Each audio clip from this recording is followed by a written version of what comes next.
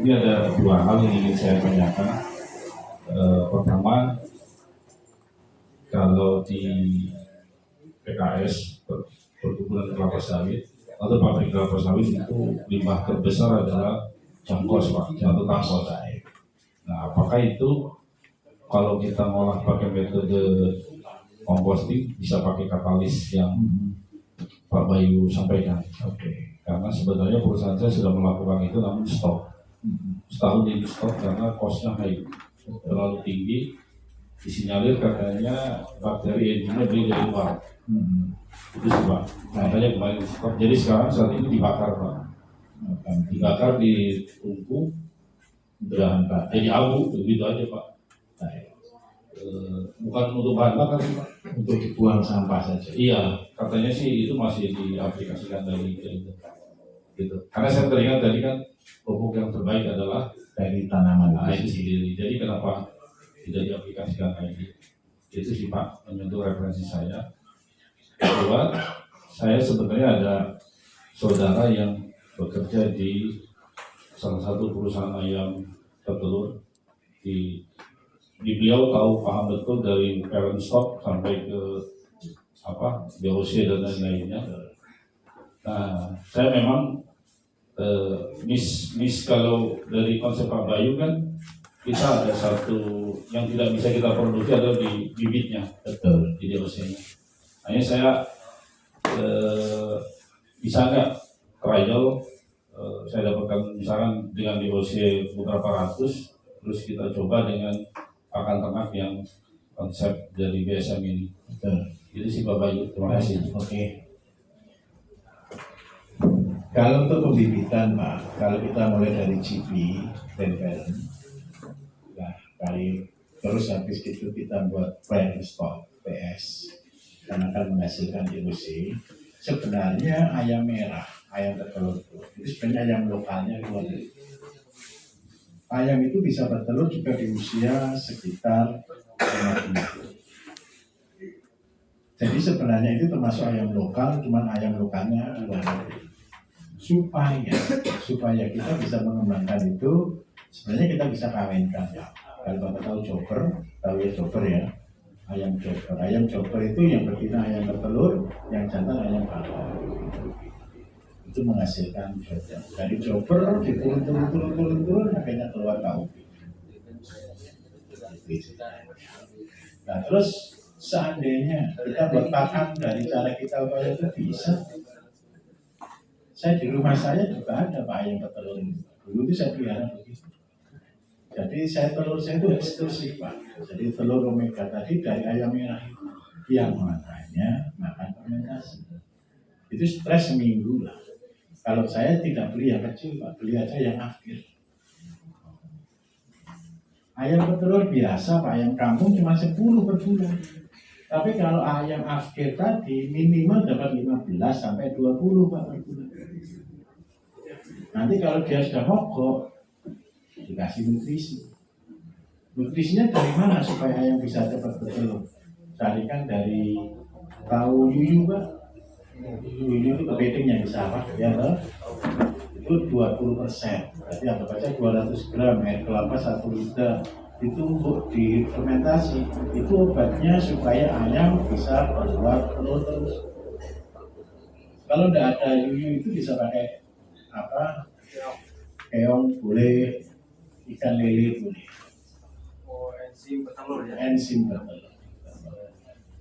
Dari apa cirinya? Dari ternak atau ikan atau binatang yang telurnya banyak. Kalau seandainya Bapak lebih ikhlas, cari kepiting lebih mudah Pak. Nah, kepiting itu kenapa paling bagus? Kepiting itu sekali telur 2 juta Pak. Telurnya kepiting. Saya pakai kepiting karena apa Bapak? Itu orang-orang yang mandul, yang tidak punya anak. Kalau berterapi ke saya suruh buat obat sendiri. Obatnya dari mana? Dari kepiting. Jadi dari kepiting yang telurnya sudah dibuahi. Jadi kepiting itu sudah dibuahi, telur kan di bawahnya dadanya gini. Kalau sudah buahi dia dicelupkan dulu, dikasih sperma, terus ditaruh di tempat sebelahnya. Jadi berubah warna dari kuning menjadi merah. Ketika dia jadi merah, kita ambil, kita masukkan di satu produk saya namanya BSM 7. masukkan di situ, dia kita fermentasi, diminum, itu sebagai kesuburan. Terus yang kedua, kalau jangkos. Jangkos itu kalau kita olah, karena dia kan kasar, untuk jadi pupuk sulit sekali. Karena dia termasuk tanaman yang bukan tanaman, keras, kayak kayu-kayuan. Untuk fermentasinya sebenarnya butuh waktu 2 bulan. Yang bisa memfermentasi itu adalah bakteri-bakteri yang mengandung garam. Sebenarnya. Tetapi kalau Bapak lebih mau, ini sawit nih.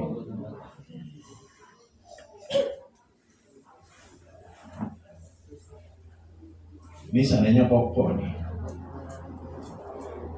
Kita buat selokan begini. Kita potong.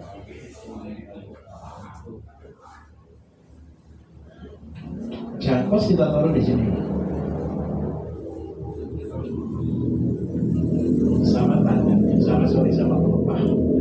Jadi dirapikan di pojok-pojok ini.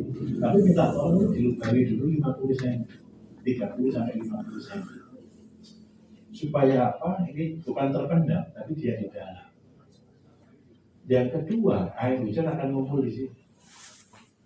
Terus setelah ini kita beri pembenaran. Diaplikasikan dengan pupuk sawit.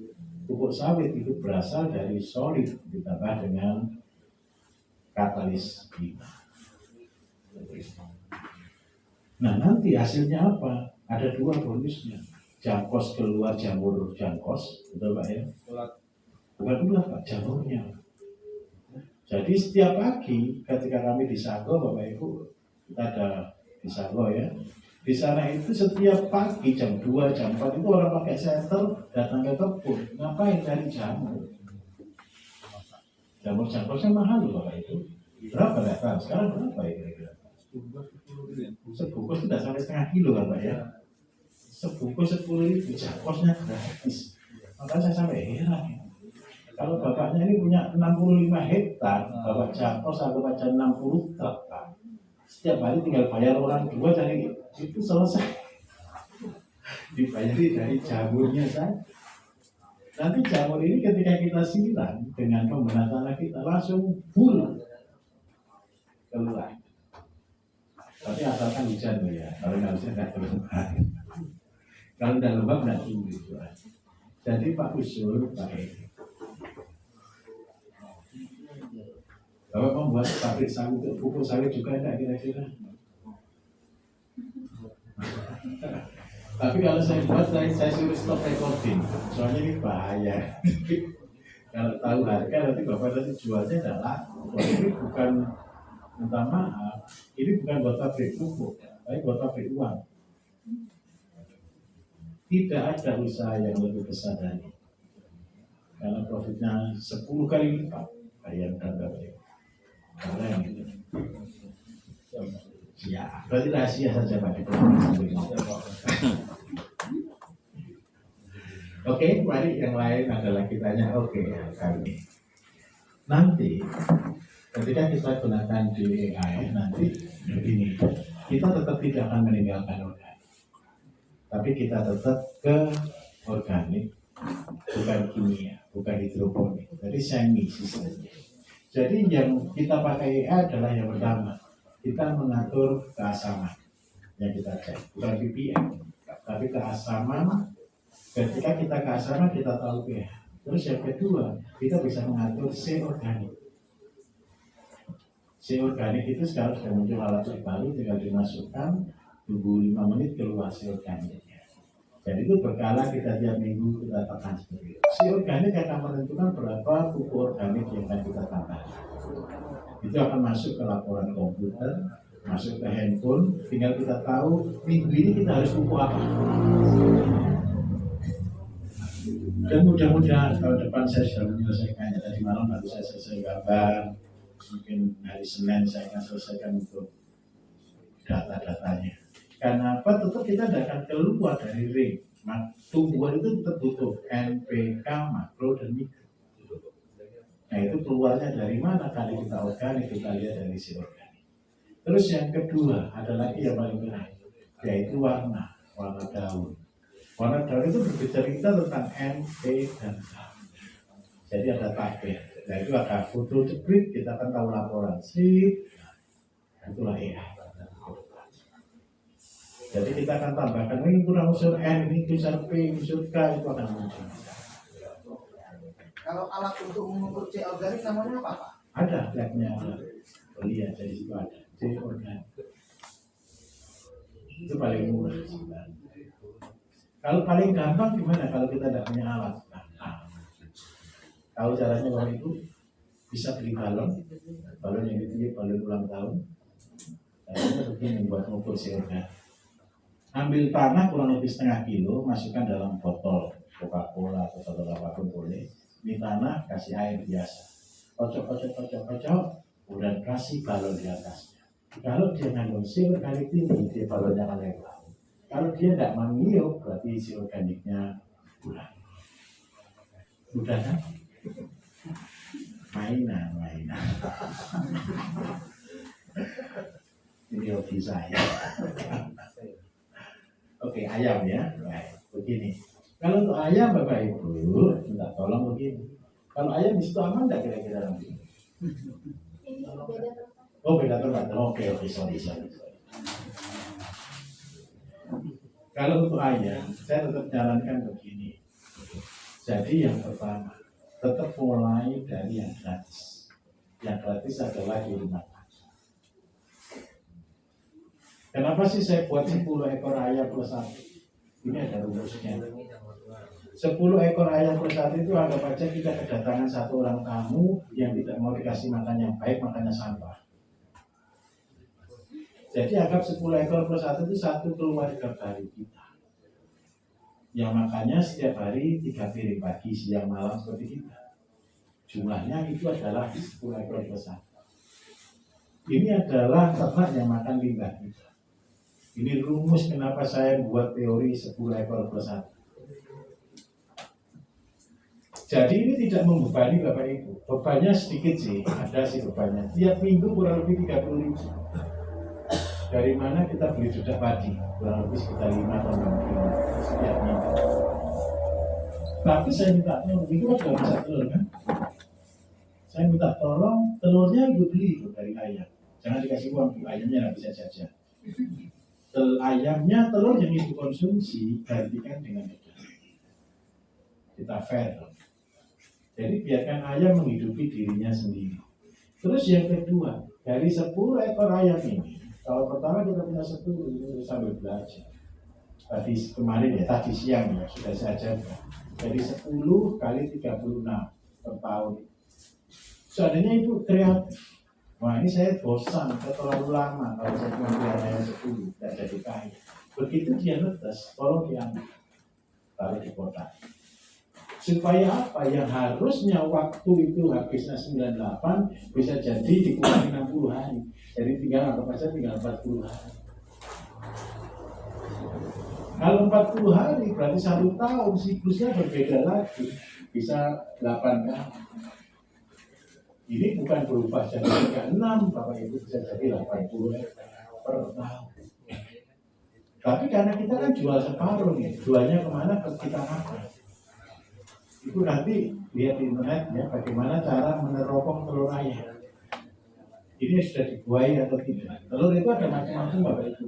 Ada bentuknya lonjong, ada bentuknya bulat, ada bentuknya ideal. Saya minta tolong, telur yang bentuknya bulat diakhir. Telur yang bentuknya lonjong diakhir. Telur yang terlalu besar atau terlalu kecil diakhir. Sisakan telur yang ideal. Supaya apa? Di sini tidak mati 50%. Tadi kan biasa saya kan gini loh. Ini kali 80 ada 800. Terus mati 5 dibagi 2, tinggal 400.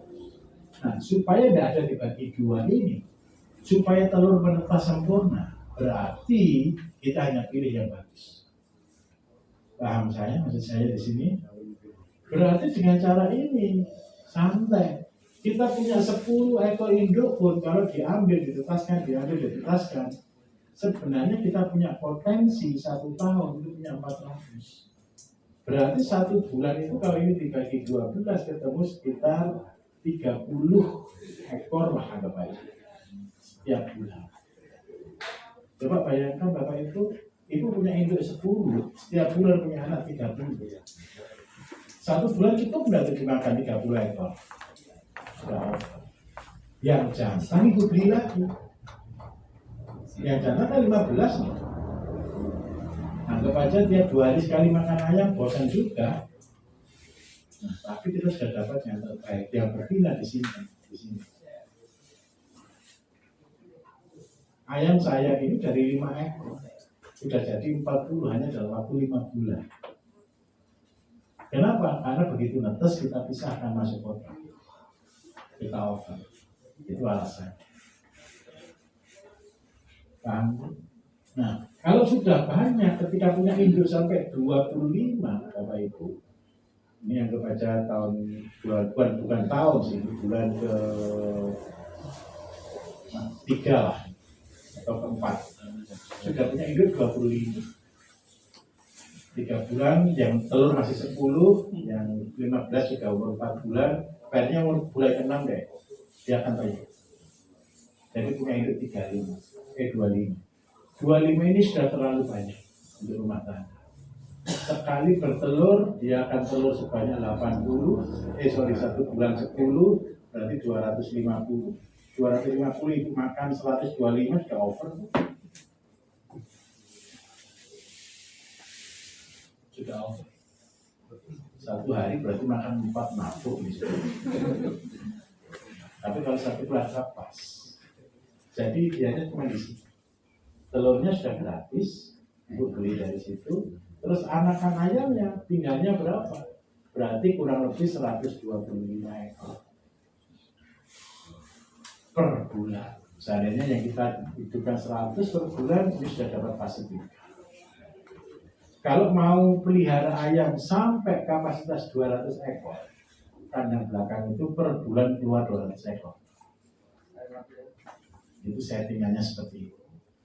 Jadi Bapak Ibu minta maaf, ternyata petani itu butuh pintar. Harus minimal 1 pintarnya, bisa matematika. Kalau tidak bisa matematika, jebol ini Bapak Ibu. Paham maksud saya di sini?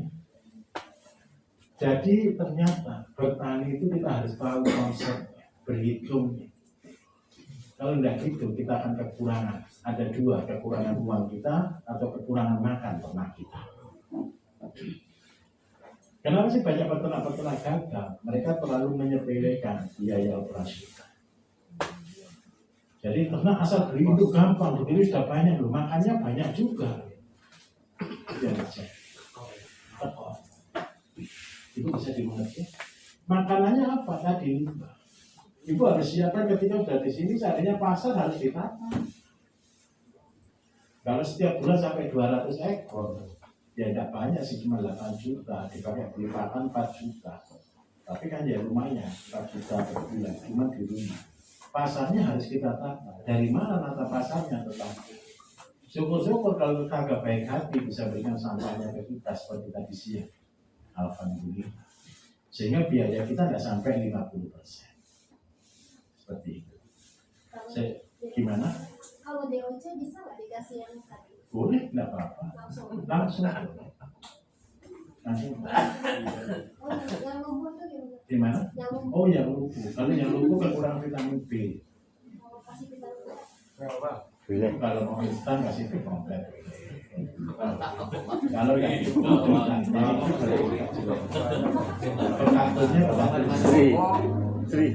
kasih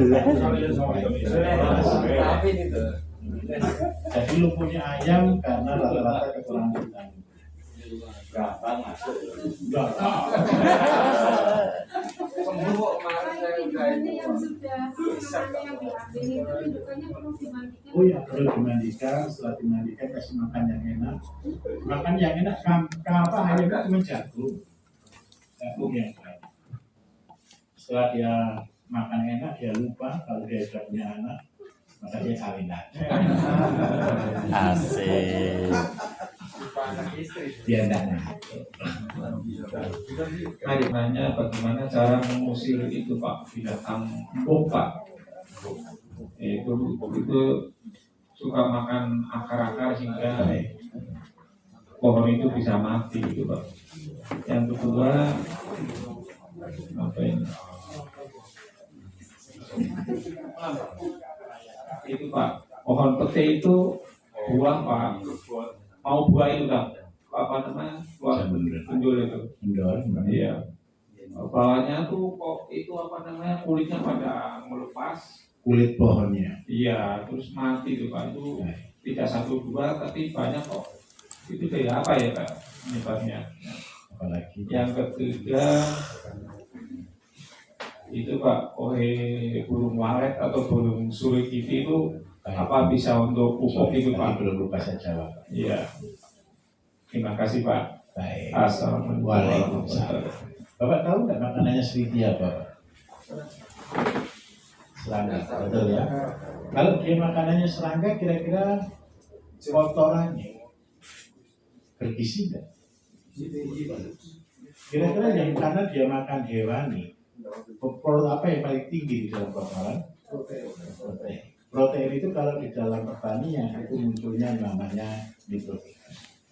Jadi kalau kita ngecek protein kasar itu yang dicek adalah nitrogen. Jadi Pak, ini sangat bagus. Itu buku apa? N. Walaupun namanya Sleepy. Nanti bukan ayam itu maksud saya. Sleepy. Nah, ini namanya. Terus yang kedua, kalau untuk mengatasi pohon kena kanker kulit, ini kan terkelupas sampai pecah-pecah, akhirnya pohon jadi kering. Apa yang menyebabkan pohon itu sampai terkelupas? Kira-kira. Ulang.